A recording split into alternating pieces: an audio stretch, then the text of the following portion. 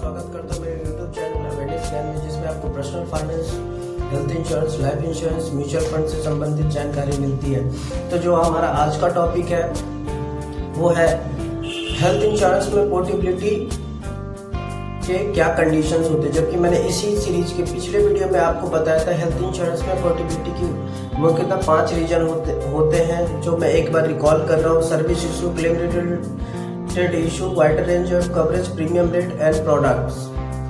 और आज मैं आपको बताने जा रहा हूँ इस वीडियो में कि हेल्थ इंश्योरेंस के पोर्टेबिलिटी के क्या कंडीशंस होते हैं। तो सबसे पहले पोर्टेबिलिटी का जो कंडीशंस होते हैं उसको मैंने टॉप 5 में बांट रखा है। 5 पोर्टेबिलिटी कंडीशंस में बांट रखा है। तो सबसे पहले कि टाइम, यानी कि हेल्थ इंश्योरेंस एक कंपनी से दूसरे कंपनी में अपने रिस्क को ट्रांसफर करने के लिए कितना टाइम चाहिए होता है। तो देखिए, पॉलिसी एक्सपायर होने से, पिछले कंपनी में पॉलिसी एक्सपायर होने से 60 दिन पहले तक आप पोर्ट कर सकते हैं, 60 दिन से अधिक में पोर्ट नहीं कर सकते हैं। दूसरा कि ये मिनिमम एक्सपायर होने से 15 दिन पहले, या फिर कोई इंश्योरेंस कंपनी आपको ये एक्सपायर हो जाती है फिर भी वो पोर्ट कर देते हैं, लेकिन उसके पीछे लॉजिक होता है कि break in period policy apply होगा, और तब जब तक पॉलिसी इशू नहीं होती नए हेल्थ इंश्योरेंस कंपनी में, तब तक वो पर्सन इंश्योर्ड कवर नहीं होगा। ध्यान रखिए इस बात का, जब तक पॉलिसी इशू हो जाए, रिस्क कवर स्टार्ट डेट,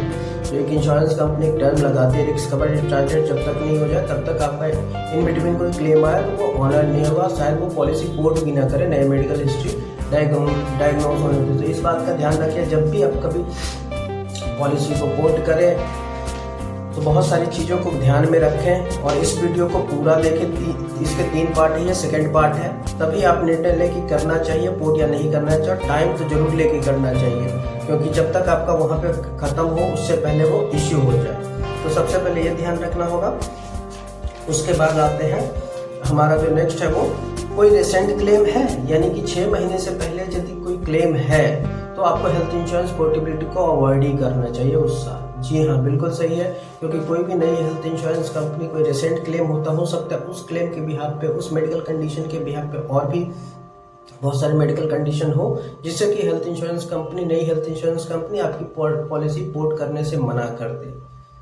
यदि ये मना करती है तो बीच का जो सेल्स एडवाइजर या सेल्स एजेंट या मैनेजर्स होते हैं उनसे भी बच के रहना, क्योंकि वो बहुत कुछ नॉन डिस्क्लोजर करके भी आपको पॉलिसी पोर्ट कर देगी, जो कि बाद में आपके लिए बहुत बड़ा सिर दर्द बन जाएगा। आपने तो सब कुछ बताया, आप सोचेंगे कि मेरी पॉलिसी सालों सालों से चल रही है। जी हाँ, लेकिन जब भी आप कभी पोर्ट करते हैं तो पूरी मेडिकल हिस्ट्री सामने वाले नई इंश्योरेंस कंपनी को बतानी होती है।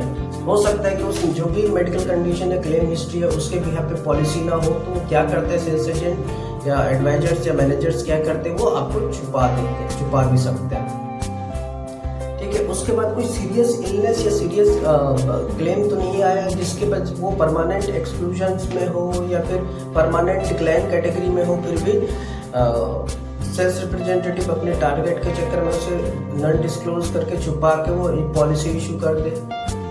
जी हाँ, हो सकता है ये भी, तो इसलिए इससे भी आपको बच के रहना चाहिए। उसके बाद ब्रेक इन पॉलिसी का जो क्लॉज है वो बहुत ही खतरनाक क्लॉज है, कि जब भी आप चाहे वो वहाँ पे एग्जिस्टिंग और नई इंश्योरेंस कंपनी में कुछ और टाइम लग रहा हो, फिर भी आपकी पॉलिसी पोर्ट हो, और जब तक वो रिस्क कवर स्टार्ट डेट ना हो तब तक आपकी पॉलिसी इफेक्टिव नहीं मानी जाएगी और ब्रेक इन पॉलिसी ही कहलाएगी। तो इस बात का भी आपको ख्याल रखना चाहिए। यदि कोई आपकी मेडिकल हिस्ट्री है जिसके लिए आपने क्लेम लिया या चाहे ना लिया, हो सकता है कि क्लेम लिया चाहे ना लिया, जिसे मैं इस से एग्जाम्पल से समझाता हूँ। सपोज कि मैं खुद को ही लेता हूँ। सपोज कि मैंने हेल्थ इंश्योरेंस ले रखा है। जी हाँ, मैंने पिछले 11-12 सालों से हेल्थ इंश्योरेंस ले रखा है, तो मुझे कोई मेडिकल कंडीशन नहीं हुई है और ना ही मैंने कभी क्लेम नहीं लिया है, लेकिन मैंने कुछ ओपीडी करा है जैसे फीवर्स वगैरह का, तो वो सारे मैंने रिकॉर्ड्स रखे हैं अपने पास। ठीक है, इन बिटवीन मुझे डायबिटिक या बीपी डायग्नोज हो जाता है, जिसके लिए मैं क्लेम नहीं लेता हूँ, लेकिन वो मुझे अपने इंश्योरेंस कंपनी को बतानी चाहिए। यदि वो भी हिस्ट्री है और आपने सोचा मेरी तो क्लेम है ही नहीं, जनरली क्या सोचते हैं पॉलिसी होल्डर, जो एप्लीकेंट क्या सोचते हैं, क्लेम हिस्ट्री या कोई हॉस्पिटलाइजेशन जाके ही यदि हमें वो हमारी मेडिकल हिस्ट्री है, वो यदि हमारी ठीक हो जाती है, कोई मेडिकल हिस्ट्री नहीं है। जी हाँ, वो भी मेडिकल हिस्ट्री है जो कि आपका वो क्योर्ड भी हो गया तो वो भी मेडिकल हिस्ट्री आप में ही काउंट होगा वो। तो इस बात का भी ध्यान रखें। तो ये जो मुख्यतः जो हमारे पांच कंडीशंस थे, मैं एक बार फिर से रिपीट कर देता हूँ। जो हमारे मुख्यतः 5 कंडीशंस थे पोर्टेबिलिटी के, वो है टाइमिंग, दूसरी बात है कोई रिसेंट क्लेम, तीसरी बात है कोई सीरियस इंजरी या इलनेस से रिलेटेड क्लेम, चौथा पॉइंट है हमारा ब्रेक इन पॉलिसी और 5वां पॉइंट है हमारी मेडिकल हिस्ट्री।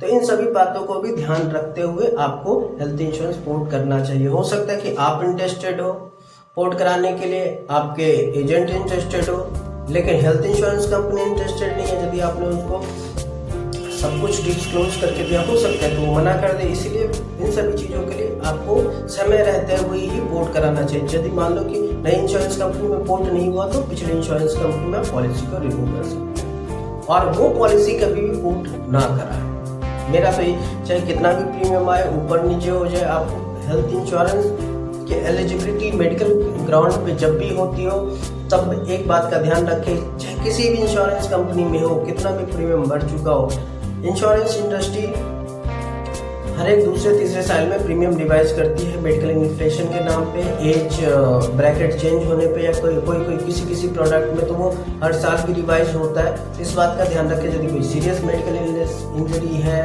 जो कि डिक्लाइन कैटेगरी में भी आती है तो उस स्थिति में होते हुए अपने पॉलिसी को पोर्ट ना कराएं, वही बेहतर है। तो देखिए वीडियो के फर्स्ट पार्ट में मैंने बताया था कि आपको पोर्टेबिलिटी के रीजंस क्या होते हैं। इस पार्ट में सेकंड पार्ट में मैंने आपको बताया कि पोर्टेबिलिटी के कंडीशंस क्या होते हैं। अब जो नेक्स्ट पार्ट आएगा उसमें होगा कि पोर्टेबिलिटी के लाभ और नुकसान। जी हाँ, पोर्टेबिलिटी के लाभ भी है और पोर्टेबिलिटी के नुकसान भी है। तो इससे कैसे बचा जाए, किस किस कंडीशन में और पोर्ट किया जाए या ना किया जाए। तो वीडियो पे बने रहने के लिए धन्यवाद। वीडियो पसंद आया तो वीडियो को लाइक, चैनल को सब्सक्राइब और वीडियो को अधिक से अधिक शेयर कीजिए, जिससे कि ये अवेयरनेस फैले कि किस तरह से हमें अपने पर्सनल फाइनेंस का ट्रैक रखना चाहिए।